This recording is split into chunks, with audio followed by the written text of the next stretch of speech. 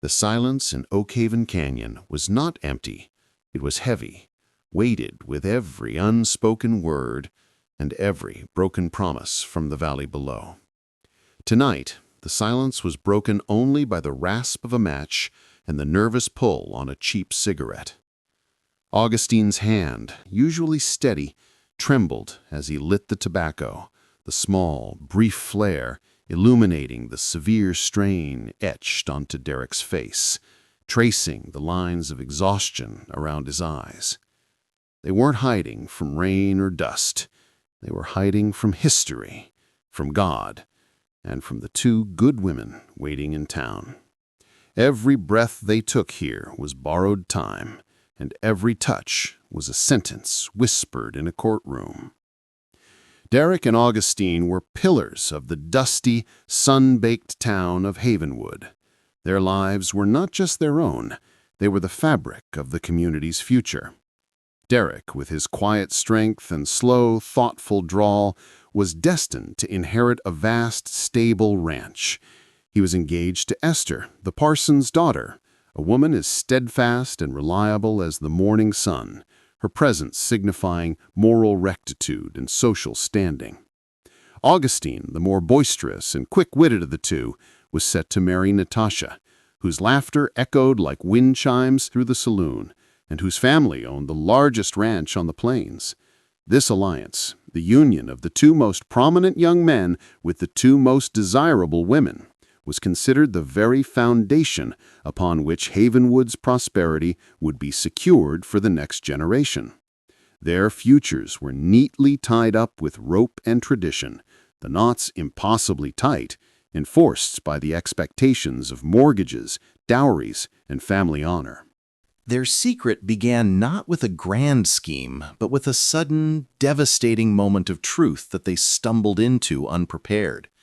6 months before, they had been on a long cattle drive together, miles from anyone, sheltering from an unexpected blizzard in a drafty, abandoned line shack built of rough-hewn logs. The storm raged for 3 days, isolating them completely. They talked for hours, the forced intimacy of the small cabin demanding a deeper honesty. They shed the layers of cowboy politeness and male bravado they wore in town, speaking not of cattle futures, but of the quiet despair of their lives. Derrick spoke, slowly, of the fear that his whole existence felt pre-written, a tedious ledger of responsibility and expectation.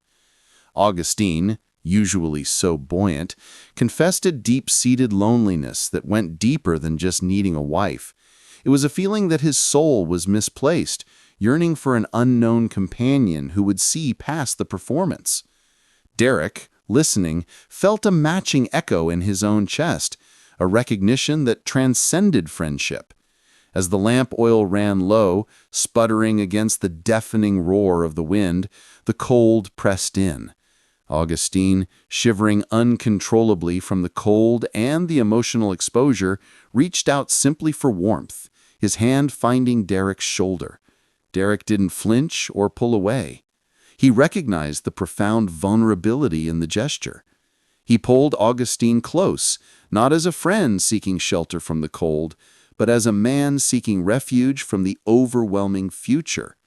Their first kiss was tentative, hesitant, tasting of dust and stale coffee, but it was electric, a sudden blinding awareness that severed their lives into a before and after. When they pulled back, the air was suddenly charged, thick with possibility and terror. They spent the remainder of the storm huddled together, not speaking of love, but of logistics, the impossibility of it all, the whispered panic that they were now damned. They realized that the greatest danger wasn't the blizzard outside, but the truth they now held between them, a truth that could burn their whole world down. When they returned to Havenwood, the world was too loud, too bright, and their fiancés seemed like strangers, the vows they had made feeling hollow and cruel. They needed a place where the air was thinner and the lies couldn't breathe.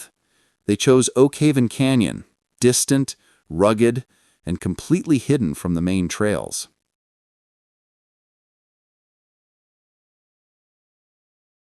The cost of their deception was a physical weight they carried everywhere but the canyon. Every day was a performance that left them exhausted and brittle, requiring elaborate mental and physical conditioning to keep up the facade. The mechanics of deceit. To maintain their cover, they established strict rules. They never mentioned the canyon's name in town. If asked about a recent ride, they would interrupt each other, smoothly altering details about the weather or the terrain to make their separate stories diverge, a subtle, practiced dance of misdirection. Their code was simple, a lifeline of shared secrets. A red bandana tied to a specific fence post near the South Range meant meet at the canyon the next dusk. Their public excuses were always rehearsed until they sounded natural. Stray cattle, mending the perimeter fence, or checking on a distant watering hole. They rode separately, always an hour apart, timing their departures so no one saw them take the same trail, using the long shadows of dusk and the shifting heat haze of the day to mask their true destination. The effort of the lie consumed them. Back in Havenwood, Derrick grew quiet, his natural reserve hardening into a wall that even Esther struggled to scale. With her, he was polite to a fault, discussing crops, chapel business, and the dimensions of their planned home. But his touch became scarce, limited to formal handholds and a brief peck on the cheek. His eyes were perpetually distant, always looking past her, searching for the next escape. Esther noticed, mistaking his withdrawal for the stress of their upcoming marriage and the heavy burdens of his ranch. She started waking earlier just to sneak out and mend his clothes, feeling that if she could just relieve one of his practical burdens, he would return to her. She often left a small, freshly pressed handkerchief tucked into his vest pocket, a silent offering he accepted with grave guilt. Augustine's struggle was different. To cover the raw guilt tearing at him, he became excessively cheerful, a whirlwind of false energy that never quite reached his eyes. He spent long, loud nights at the saloon, drinking just enough whiskey to dull the memory of the canyon without slurring his lies, and was overly affectionate with Natasha. He showered her with expensive gifts, told loud jokes, and made grand, breathless promises for their life. A massive ranch house, a trip to San Francisco, everything that screamed success and happiness. He was performing the role of the perfect, carefree fiancé until it felt like his real face was suffocating underneath. He often found himself standing outside her bedroom window, listening to her sing a hymn, feeling a crushing wave of love for her innocent goodness, which only amplified the cruelty of his deceit. The broken engagement ring. The deception reached a cruel physical peak one evening. Esther, excited, presented Derrick with his late mother's wedding ring, having had it resized for him to wear as a temporary promise band. As she went to slip the cool metal onto his finger, he flinched, pulling his hand away sharply. It was an instinctive, physical rejection of the bond, driven by panic. Esther's smile crumbled. Derrick, scrambling, mumbled a lie about the leatherwork on his hand, but the truth hung heavy and sharp in the air. She didn't press him, but later that night he found the ring placed quietly on his bedside table. He couldn't bring himself to wear it, a small, tangible failure added to the mountain of his guilt. The strain of absence. The lies began to demand impossible sacrifices. One week the parson fell ill, and Esther insisted Derrick attend the Sunday evening prayer vigil with her. That same night was Augustine and Derrick's scheduled meeting, the first they'd managed in over 10 days. Derrick, trapped in the humid chapel, felt Augustine's absence like a physical ache. He caught himself staring at the candle flames, imagining the dark sky over the canyon, missing the scent of wood smoke in Augustine's hair. When he returned home, the tension had reached a breaking point. He snapped at Esther over a trivial detail about a fence line, accusing her of not understanding the ranch's practicalities, an uncharacteristic, cruel outburst that sent Esther weeping to bed. The next morning, he rode out early, sending a frantic message to Augustine that their absence had made him volatile and that the lie was making him cruel to Esther. The emotional strain was showcased again at a town social. Derrick and Esther were dancing a stiff waltz when Augustine and Natasha joined the circle. As their couples momentarily brushed past each other, Augustine's eyes caught Derrick's, a flash of desperate, unguarded need, a silent plea for rescue. Augustine nearly stumbled over his own feet, and only Natasha's steady hand on his waist kept him upright, her smile masking his momentary lapse. Derrick's hand clenched Esther's so tightly she winced, the sudden pressure a physical manifestation of his self-loathing, forcing him back to the terrible reality of the ballroom. They spent the rest of the evening avoiding eye contact, the air between them thick with unspoken confession, the secret making the entire room feel like a suffocating cage. One anxious evening, the line nearly broke entirely. Derrick was questioned by Esther's father, the parson, for his recent late returns and the persistent layer of unfamiliar, deep red canyon dust on his boots, a shade different from the local soil. The parson's gaze was sharp, probing. Just as Derrick fumbled for a believable explanation, his throat tight with panic, Augustine, seeing the conversation from across the town square, strode over with forced heartiness. "He's with me, parson." He threw a loud, friendly arm around Derrick's shoulders, feeling the sheer, frantic tension coiled underneath the fabric. "Trying to convince this old stick to invest in some new breed stock up north. Got the man running ragged on the trails." He winked, the lie feeling like ash on his tongue, but it was enough to deflect the parson's suspicion. Augustine dragged Derrick away under the pretense of buying him a drink, the relief in Derrick's eyes profound, a silent vow of gratitude that Augustine carried as a sacred promise until they could meet again in their sanctuary. In that hidden clearing, the silence was their greatest comfort. It was the only place they could drop the act and truly breathe. The moment they reached the boundary of the cottonwoods, the masks fell.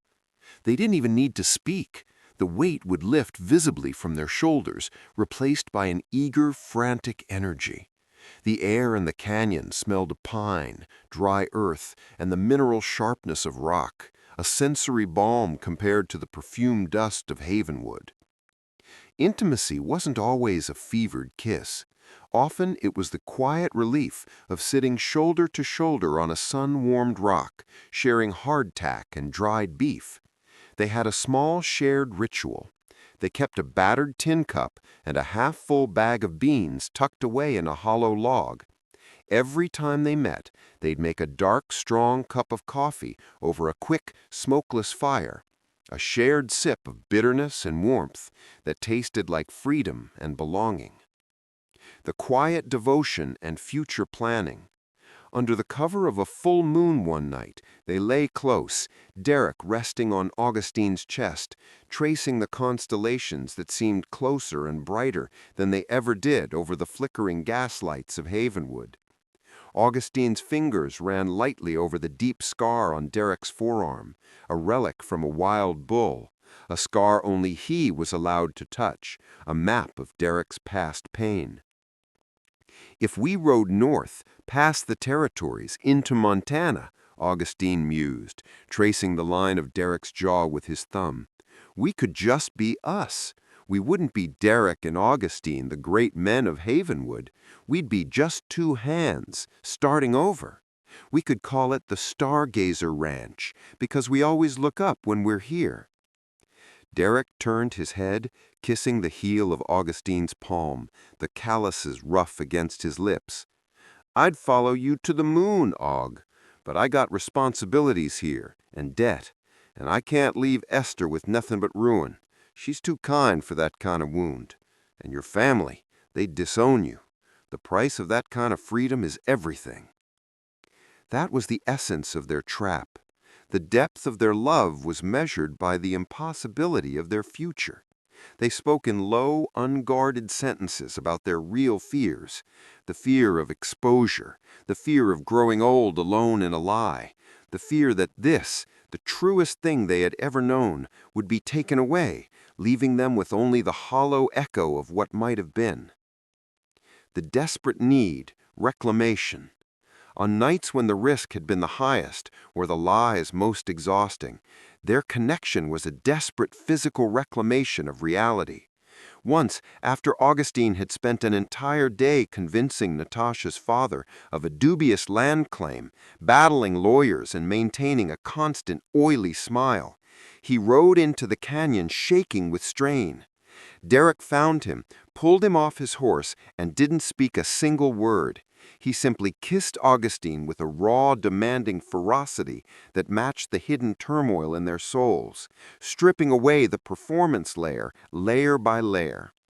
They clinged to each other, feeling the harsh reality of flesh and bone, proving they were still real, still alive, and still belonged together despite the world's demands. Derrick, the reserved one, would allow Augustine to gentle him, letting his heavy head rest in Augustine's lap, while Augustine carded his fingers through his hair, a simple act that spoke volumes of trust. Augustine, the energetic performer, found stillness in Derrick's arms, feeling the way Derrick's calloused hands would gently massage the tension from his neck after he'd spent a night performing for Natasha. They knew each other's bodies and souls in a way no one else in Havenwood did, identifying every ache, every shadow, every fleeting moment of joy. They were two broken halves that only fit perfectly together in the shadow of the canyon walls. Their time there was always measured and finite, yet it sustained them through the crushing burden of their separate, fake lives. They built their entire world in that small clearing, a world that vanished the moment they pulled their hats low and rode back toward Havenwood's judging gaze, carrying only the faint scent of pine and gunpowder as a dangerous memory. The discovery, as most terrible things do, began with something small, a forgotten ribbon. Esther, Derrick's fiancée, had spent months trying to rationalize Derrick's increasing distance. She was observant, noticing that both Derrick and Augustine had developed matching burn marks on their jackets. Not from campfires, but from quick, smoky cooking. She dismissed it as coincidence until the sapphire ribbon incident. Esther was sewing new cuffs onto his best shirt when a sliver of silk, a bright, unusual shade of sapphire, fell from the inner pocket of his trail duster. Esther recognized the color instantly. It was the color of the shawl Natasha wore every Sunday. The logic of the lie evaporated in an instant. Esther was a parson's daughter, disciplined and observant. The ribbon connected the dots into a painful, undeniable image. It wasn't just a betrayal of marriage, it was a betrayal of character. Two of the town's most honorable men living a profound lie. The following week, when Derrick rode out claiming a stray heifer, Esther saddled her own horse. She didn't have Augustine's skill in the saddle, but her determination was granite. She followed the dust trail, covering her tracks and riding with a terrible, focused purpose. When she finally reached the ridge overlooking Oakhaven Canyon, the sun was sinking, bathing the clearing in a deep, damning red light. Down below, she saw the two horses tied together, and the two men who weren't talking about cattle. When Augustine lifted his hand to cup Derrick's face, gently wiping away a streak of dirt, Esther felt a strange, chilling certainty. This was not a passing fancy. This was devotion, profound and deep-rooted. It was the tenderness she had longed for, reserved for another. Her world dissolved in the silence of the canyon. She watched for perhaps 5 minutes, noting the relaxed set of their shoulders, the way they leaned into each other as if drawn by gravity. Their postures were utterly different here. Unguarded, vulnerable. She didn't need to stay longer. The sight confirmed everything she had feared, and everything she had inexplicably respected. She rode back, sick with the knowledge, her grief silent and controlled. She didn't cry. Instead, she found a small envelope, placed the sapphire ribbon inside, and sealed it with wax. She knew she could not and would not keep this knowledge alone. Her obligation now was to truth, not to silence. The confrontation came the next night. Derrick was sitting on their porch swing, rehearsing the cattle market prices. Esther placed the ribbon's envelope on his knee. "You're trailing something, Derrick. It ain't tattle. And it isn't betrayal, is it? It's love, the kind that kills a man to hide." Derrick looked at the envelope, then at Esther's devastated, knowing eyes. The fight went out of him instantly. He didn't deny it, didn't try to salvage the lie. "I have to talk to Augustine," he choked out. "No," Esther whispered. "I already did that. I sent the ribbon to Natasha this morning, but not as a weapon, Derrick, as the truth, because she deserves to know what you both hid, just as I deserved to know who you truly are." The secret was out, but the reaction was not the immediate fury they expected. When Natasha received the ribbon and the accompanying note from Esther, a single stark sentence, "Meet me at the spring, I know now," she felt a strange sense of clarity, not shock. She was worldly, practical, and deeply loved Augustine, but she had always sensed a part of him that she couldn't reach, a desperate energy she couldn't soothe. The ribbon confirmed the existence of that hidden place, and the place, she now understood, was occupied by Derrick. Natasha found Esther at the edge of town, looking pale but resolved, the morning light glinting on her copper hair. The two women, who should have been rivals, stood together in the morning dust, bound by the strange, tragic complexity of their fiancés' hearts. "He performed so well," Natasha said, twisting the silk ribbon between her fingers until her knuckles were white. "He never let me see how much he was hurting to be the man he thought I needed.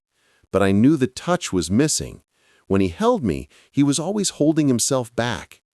Esther nodded, understanding a grief that was deeper than romantic heartbreak. "Derrick hasn't laughed honestly in 6 months. I saw them, the way they look at each other. It's a devotion so complete it makes our honest affection seem frail by comparison. We built our expectations on who they were supposed to be, the cornerstones of Havenwood. By letting them go, we lose everything: our status, our future security, the approval of our families. But by keeping them, we lose ourselves." A quiet, impossible agreement passed between them. Their fathers would demand a duel, their families would demand a swift, shameful marriage, and the town would demand their ruin. But Esther and Natasha realized their own dignity was tied up in choosing kindness over vengeance. They recognized the rarity of that fierce love, and in a way they found profound respect for it. They decided that if their men were capable of such deep love, even misdirected, they deserved the chance to live it. "They deserve the truth of their lives," Natasha declared, throwing the ribbon into the dust, letting the wind carry away the last piece of the lie. "Tell them, Esther, tell them we won't stand in their way. Tell them we choose peace and dignity over scandal and a lie." Later that day, Derrick and Augustine, still reeling from the discovery, met with Esther and Natasha in the chapel, the only place in town sacred enough for such a confession and absolution. The air was heavy, but the women were calm, their eyes wet but resolute. "We saw the cost of your silence, Derrick," Esther said softly, placing the broken engagement ring in his open, shaking hand. "You don't have to run from us anymore. You just have to be honest, to yourselves and to each other." Natasha placed a gentle hand on Augustine's arm, not as a lover, but as a true friend. "Go. The lie was the worst part. We forgive the love. You have your lives back." The weight of the secret, the pressure of the lie, shattered instantly. Augustine dropped the saddlebag he'd been carrying, his preparation for exile, his hands shaking, a raw, unbelievable relief washing over his face, followed by an immediate wave of guilt for the pain he had caused. He knelt before Natasha, apologizing not for his love, but for his cowardice. "They deserve a better goodbye than this town will give them," Augustine said, his voice suddenly full of strength, grabbing Derrick's hand. He laced their fingers together, not hiding it, not caring who watched them walk out of the church and across the town square. Havenwood watched them ride out an hour later. Derrick settled the debt he owed, ensuring Esther and his ranch were protected, signing papers that left her secure and independent. Augustine left the bulk of his liquid inheritance to Natasha, a final, unburdened act of respect and apology. They rode north, two figures on horseback, side by side, heading away from the civilization that tried to contain them. They paused on the northern ridge, taking one last look at Havenwood, a place of painful memories and unexpected grace. Then they turned their faces toward the open range and the new, uncertain, but wholly true life they had finally chosen for themselves, riding toward the horizon and the promise of the Stargazer Ranch.